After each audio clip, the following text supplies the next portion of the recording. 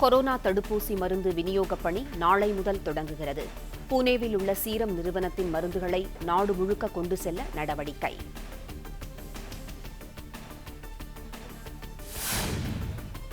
புனேவில் உள்ள மருந்து கிட்டங்கிகளிலிருந்து மற்ற இடங்களுக்கு மருந்தை அனுப்ப ஏற்பாடு.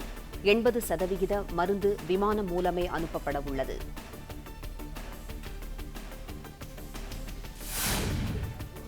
குறுகிய தூர இடங்களுக்கு மட்டும் விசேஷ வேனில் அனுப்ப நடவடிக்கை. மருந்துகளை குளிர்சாதன பெட்டியில் வைத்து கொண்டு செல்ல ஏற்பாடு.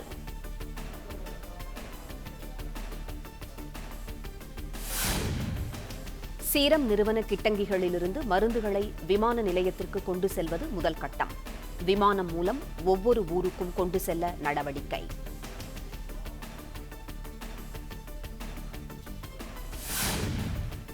இரண்டு லட்சம் டோஸ் மருந்துகளை சீரம் நிறுவனம் தயாராக வைத்துள்ளது. மருந்தை அனைத்து இடங்களுக்கும் கொண்டு செல்வதற்கு 1 வாரம் வரை ஆகும் என்று தகவல்.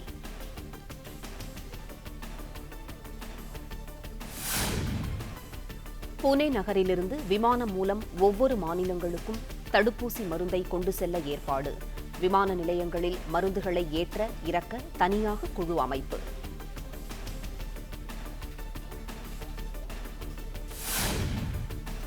நாட்டின் முக்கிய விமான நிலைய கிட்டங்கிகளில் கொரோனா தடுப்பூசி மருந்தை சேமித்து வைக்க ஏற்பாடு.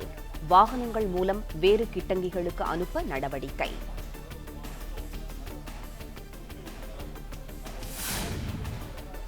அனைத்து மாநில முதலமைச்சர்களுடன் பிரதமர் மோடி ஆலோசனை. கொரோனா தடுப்பூசி போடும் பணிகளை முடுக்கிவிட உத்தரவு.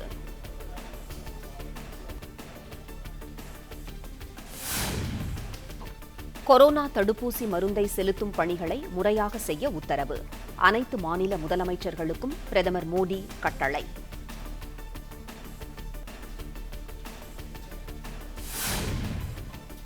வருகிற 16ஆம் தேதி கொரோனா தடுப்பூசி போடும் பணிகளை தொடங்கி வைக்கிறார் பிரதமர் மோடி. கர்நாடக மாநில மருத்துவமனைகளில் பணிகளை தொடங்கி வைக்க நடவடிக்கை.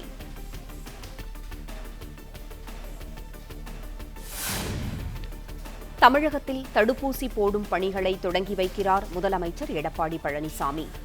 மதுரை அரசு மருத்துவமனைக்கு சென்று பணிகளை தொடங்கி வைக்க திட்டம்.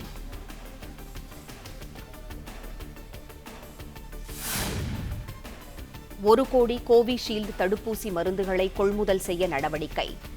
மருந்து கொள்முதல் தொடர்பாக சீரம் நிறுவனத்துடன் மத்திய அரசு ஒப்பந்தம் என தகவல்.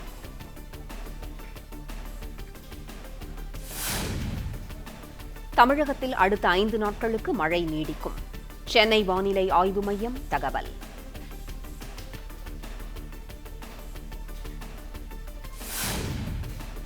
ராமநாதபுரம், விருதுநகர், நெல்லை, தூத்துக்குடி மாவட்டங்களில் மிக கனமழைக்கு வாய்ப்பு. தேனி, புதுக்கோட்டை, சிவகங்கை, மதுரை, கன்னியாகுமரி மாவட்டங்களில் கனமழை பெய்யக்கூடும் என தகவல்.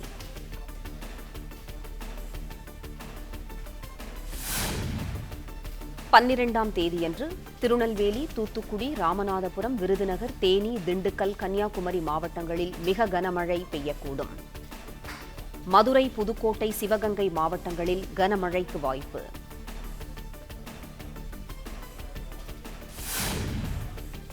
பதிமூன்றாம் தேதியன்று திருநெல்வேலி, தூத்துக்குடி, ராமநாதபுரம் மாவட்டங்களில் கனமழைக்கு வாய்ப்பு. தென் தமிழக மாவட்டங்களில் மிதமான மழை பெய்யக்கூடும் என்றும் தகவல்.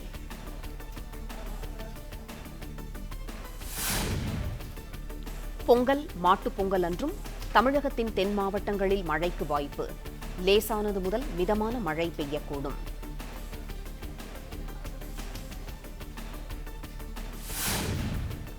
தென்மேற்கு வங்கக்கடல், குமரிக்கடல், மன்னார் வளைகுடாவில் சூறாவளி காற்று வீசுகிறது. அடுத்த 2 நாட்களுக்கு மீனவர்கள் செல்ல வேண்டாம் என்று வானிலை மையம் எச்சரிக்கை.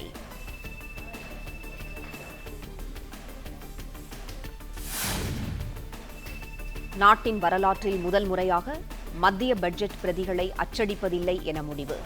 கொரோனா பரவல் காரணமாக அச்சடிப்புகளை ரத்து செய்தது மத்திய அரசு.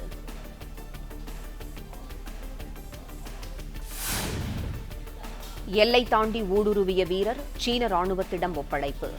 லடாக் எல்லையில் முறைப்படி ஒப்படைக்கப்பட்டதாக இந்திய ராணுவம் தகவல்.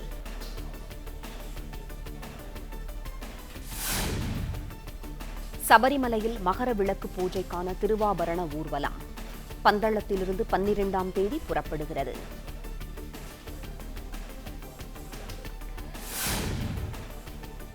சபரிமலை திருவாபரண ஊர்வலத்திற்கு முதல் முறையாக கட்டுப்பாடு. கொரோனா தொற்று பரவலை தடுக்க 50 பேர் மட்டுமே பங்கேற்கலாம் என அறிவிப்பு.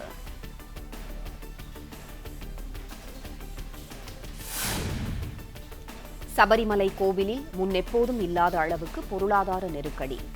அன்றாட தேவையை நிறைவேற்ற முடியாத அளவுக்கு நிதிச் சிக்கல் என நிர்வாகம் தகவல்.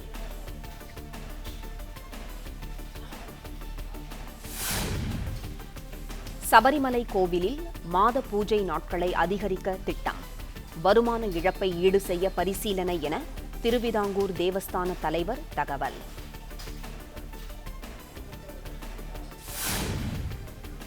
சபரிமலையில் மாத பூஜைகளின் போது 10 நாட்கள் நடை திறக்க ஆலோசனை.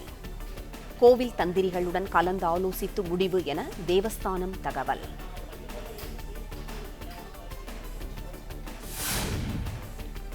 நாடு முழுக்க 10 மாநிலங்களுக்கு பரவியது பறவை காய்ச்சல். முன்னெச்சரிக்கை நடவடிக்கைகளை மேற்கொள்ளுமாறு மாநில அரசுகளுக்கு மத்திய அரசு உத்தரவு.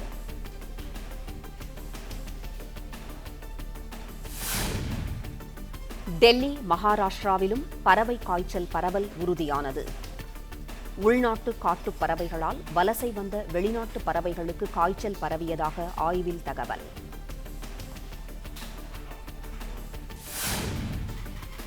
லடாக் எல்லைக்கு செல்கிறார் முப்படை தளபதி பிபின் ராவத். படைகளின் தயார் நிலை குறித்து நேரடியாக ஆய்வு செய்து அறிகிறார்.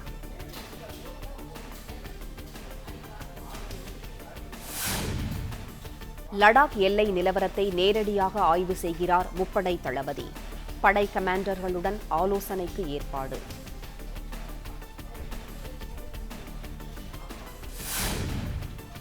விவசாயிகளின் போராட்டத்திற்கு தீர்வு காண பேச்சுவார்த்தை குழு.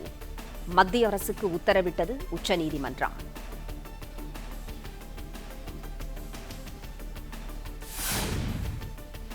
விவசாயிகள் போராட்டத்தை மத்திய அரசு சரியாக கையாளவில்லை. வழக்கு விசாரணையின் போது உச்சநீதிமன்றம் அதிருப்தி.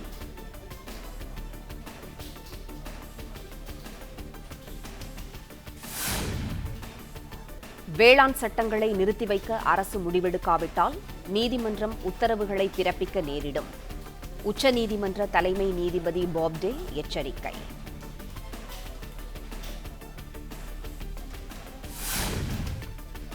வேளாண் சட்டங்கள் சிறந்தவை என ஒரு மனு கூட தாக்கல் செய்யப்படவில்லை என உச்சநீதிமன்றம் கருத்து. வேளாண் சட்டங்களை அமல்படுத்தியே தீருவோம் என மத்திய அரசு நினைப்பது ஏன் என்றும் நீதிபதிகள் கேள்வி.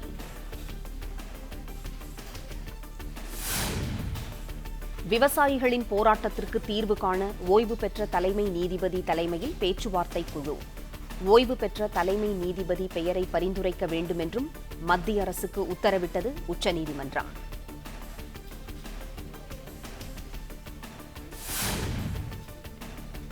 அமெரிக்காவிலிருந்து பெங்களூருவுக்கு முதல் முறையாக மகளிர் விமானிகள் மூலம் விமானம் இயக்கம்.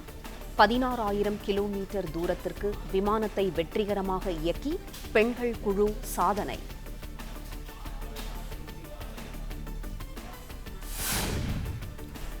கொரோனா வைரஸ் குறித்து ஆய்வு செய்ய சர்வதேச நிபுணர் குழுவுக்கு அனுமதி. வூகான் நகருக்கு சென்று ஆராயலாம் என்றும் சீன அரசு அறிவிப்பு.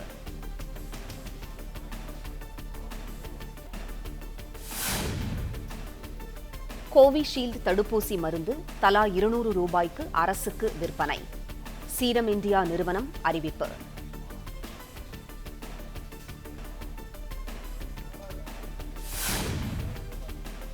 இந்திய கிரிக்கெட் அணியின் தலைவர் கோலிக்கு பெண் குழந்தை. மனைவி அனுஷ்காவுக்கு குழந்தை பிறந்த செய்தியை ரசிகர்களுடன் பகிர்ந்தார் கோலி.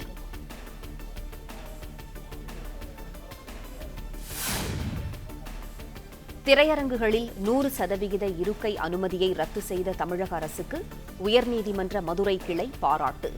இருக்கைகளின் அளவை குறைத்ததால் திரையரங்க கட்டணத்தை உயர்த்துவது குறித்து பரிசீலிக்கலாம் என உத்தரவு.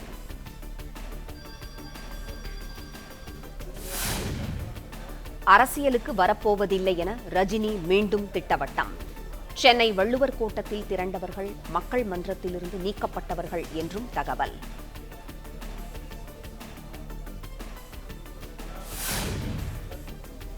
அரசியலுக்கு வர முடியவில்லை என்பதற்கான காரணங்களை ஏற்கனவே விளக்கிவிட்டதாக ரஜினி அறிக்கை. அரசியலுக்கு வர வேண்டும் என்று மேலும் மேலும் வேதனைக்கு உள்ளாக்க வேண்டாம் என வேண்டுகோள்.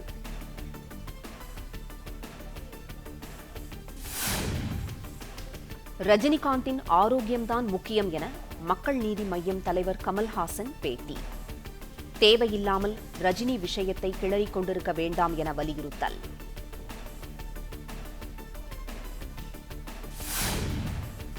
தமிழகத்தின் அனைத்து பல்கலைக்கழகங்களிலும் ஆன்லைன் அல்லது ஆஃப்லைன் மூலம் அரியர் தேர்வு.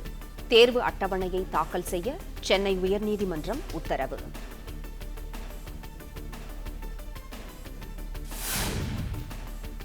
அவனியாபுரம் ஜல்லிக்கட்டு காளைகளின் உரிமையாளர்கள் மற்றும் உதவியாளர்களுக்கு கொரோனா பரிசோதனை.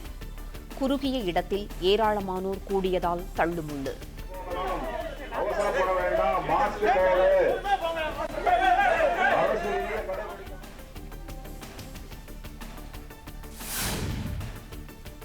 பாலமேட்டில் 15ஆம் தேதியும் அலங்காநல்லூரில் 16ஆம் தேதியும் ஜல்லிக்கட்டு.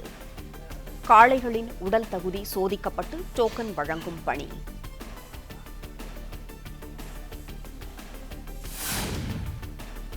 அவனியாபுரம் ஜல்லிக்கட்டில் எந்த சமூகத்திற்கோ காளைக்கோ அல்லது மாடுபிடி வீரருக்கோ முதல் மரியாதை வழங்கப்படக்கூடாது. அரசியல், சமூகம் உட்பட எவ்விதமான பிளெக்ஸ் பேனர்களும் வைக்கப்படக்கூடாது என்றும் உயர்நீதிமன்ற மதுரை கிளை உத்தரவு.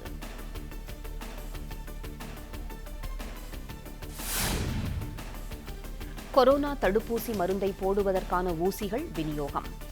கொரோனா தடுப்பூசி போடும் பணி வரும் 16ஆம் தேதி தொடங்க உள்ள நிலையில் அனைத்து மாவட்டங்களுக்கும் அனுப்பப்பட்டன.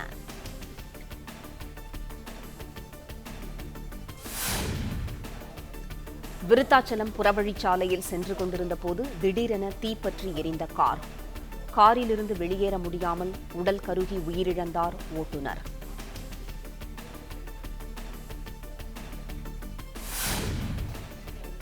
பொள்ளாச்சி பாலியல் வழக்கில் அண்மையில் 3 பேர் கைது செய்யப்பட்ட விவகாரம். ஒருவனை மட்டும் 2 நாட்கள் சிபிஐ காவலில் எடுத்து விசாரிக்க கோவை மாவட்ட மகளிர் நீதிமன்றம் அனுமதி.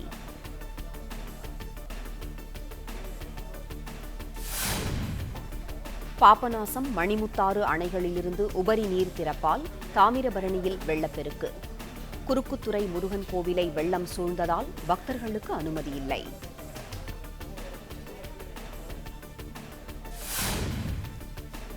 தாமிரபரணி ஆற்றின் கடைசி அணைக்கட்டான ஸ்ரீவைகுண்டம் தடுப்பணை நிரம்பி வெள்ளம்.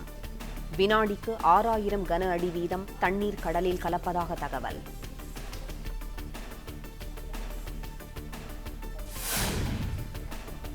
லஞ்ச புகாரில் சிக்கி சஸ்பெண்ட் செய்யப்பட்ட சுற்றுச்சூழல் துறை கண்காணிப்பாளர் பாண்டியன் வீட்டில் ரெய்ட். புதுக்கோட்டை மாவட்டம் திருமயம் அருகே உள்ள வீட்டில் லஞ்ச ஒழிப்பு போலீசார் சோதனை.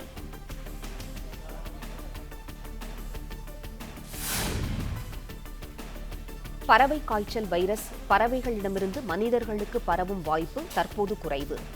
நாடு முழுவதும் பறவைகளுக்கு பரவ வாய்ப்புள்ளது என்றும் வல்லுநர்கள் விளக்கம்.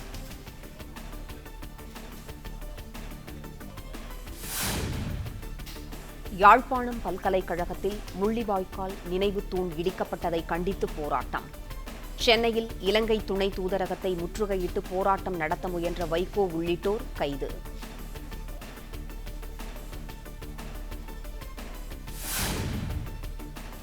இலங்கை யாழ் பல்கலைக்கழகத்தில் மீண்டும் முள்ளிவாய்க்கால் நினைவு தூண். மாணவர்களின் போராட்டத்தை அடுத்து துணைவேந்தர் அடிக்கல் நாட்டினார்.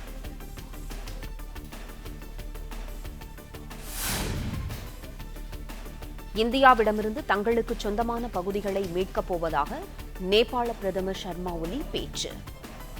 முக்கியமான இருதரப்பு பேச்சுவார்த்தைகள் விரைவில் துவங்க உள்ள நிலையில் சர்ச்சை.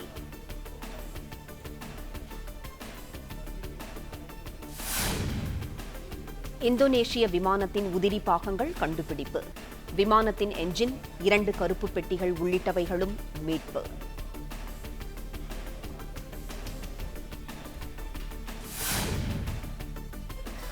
தமிழகத்தில் முதலமைச்சர் வேட்பாளரை அதிமுகவே தீர்மானிக்கும். பாஜக மேலிட பொறுப்பாளர் சி.டி. ரவி தகவல்.